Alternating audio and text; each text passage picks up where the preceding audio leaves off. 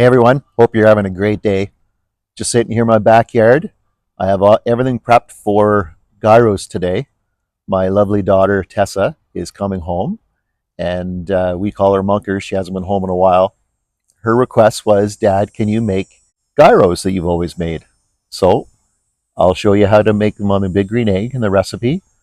We put them on a pita with tzatziki, onions, tomatoes, grated cheese, and basically whatever you want on them. But that's the way we like to have them.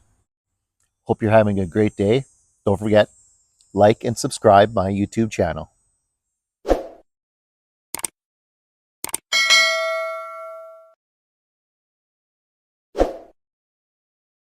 Okay, so the ingredients for the gyros are 3 pounds of ground beef. Now here I actually have a mixture of ground beef and ground pork. You can use medium ground beef, lean ground beef. You can use all pork.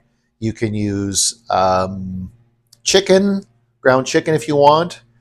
So in here I have a mixture, and this is the dry ingredients: 2 teaspoons of garlic powder, 1 tablespoon of onion powder, 1 tablespoon of kosher salt, and you can use regular salt as well.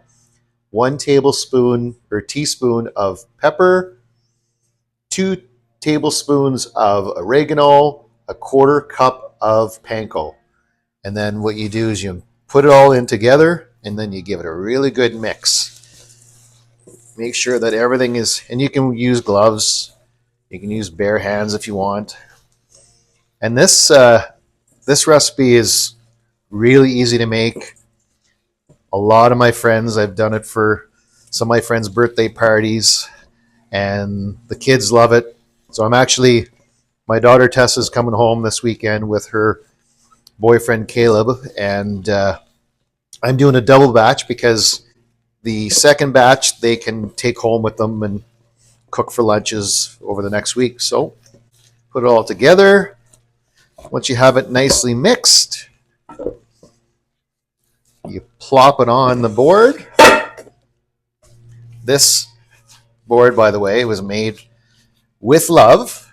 Our neighbors, Janice and Mike, they're into woodworking, and they made this for us a couple of Christmases ago. And it's actually one of the nicest things anybody's ever made me, to be honest. So you kind of pack it all together. The meat, roll it up, try to get all the air bubbles out of it, and you're going to kind of make it like in a log, just like a meatloaf. And then going to put it in. I have 2 things of saran wrap or plastic wrap, and you wrap it, roll it tight, give it a good roll, pack it together, and then when you get the end, just kind of twist it all together, put it in a little bit of a log, and then when you're done, you just set it in the fridge overnight and cook it the next day. Now, time to fire up the grill.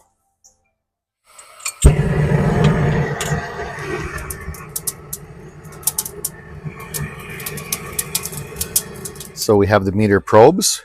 They go right in the center of the meat, and you put it all the way in. And what these probes do, the meter probes, is they're Bluetooth, and they're actually really, really good when you're cooking. They'll give you the temp of the outside, so you have the ambient temperature, so the temp of the grill. It'll tell you the temperature of the meat. There's a couple of different sensors in there, so it gives you a full temperature of the meat. Once it calibrates itself, it'll tell you how long until it's done. So you can put ground beef for when you're doing a brisket, and it'll calculate the time it'll take for the brisket to be done. Or chicken or steak, really good with steak. If you want a medium rare steak, put it in, it'll calibrate, and it'll say, okay, it's going to be done in, it takes the temperature and the count of the whatever the grill is. So I'm going to put these on. We're going to set it for 165, the internal temperature of the meat, and it'll tell you exactly when to take it off, and it'll let the meat rest. And if you don't have a meter thermometer, it's definitely something that you should be getting if you're doing a lot of grilling. So you just set them on here like this.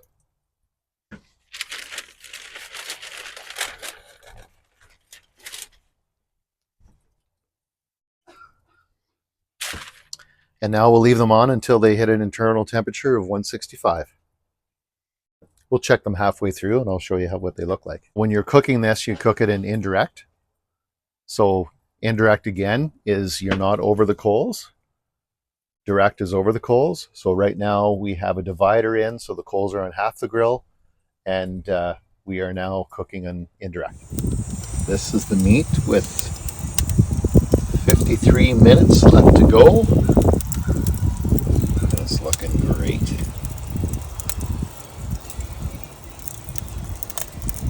Nice red color. Looking good. It's about another half hour left, and then they'll be ready to make into gyros.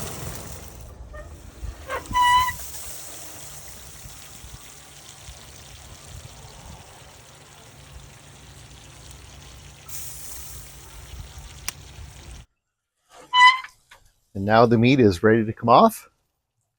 So we'll bring it in the house and let it rest for 10 or 15 minutes, and then we'll slice it up and have some gyros. Okay, now we grill the pitas. Actually, these two here are naan bread, so you can use naan bread or pitas, but depends on what you want. The naan bread is very soft. We really like them too. Toast them up nicely, warm them.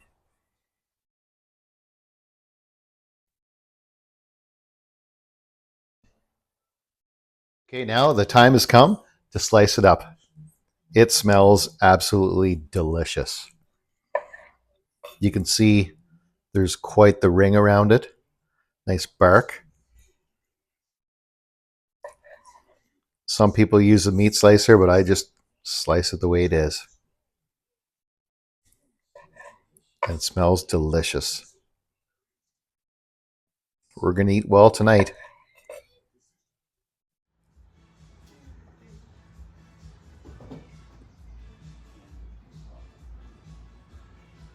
Okay, and the lovely monkey, aka Tessa, the guest of honor, is here, and she's making her gyro or hero. She's building it the way she wants. Picking the meat. And yes, the tzatziki is bought. I didn't make it myself. I'm so sorry.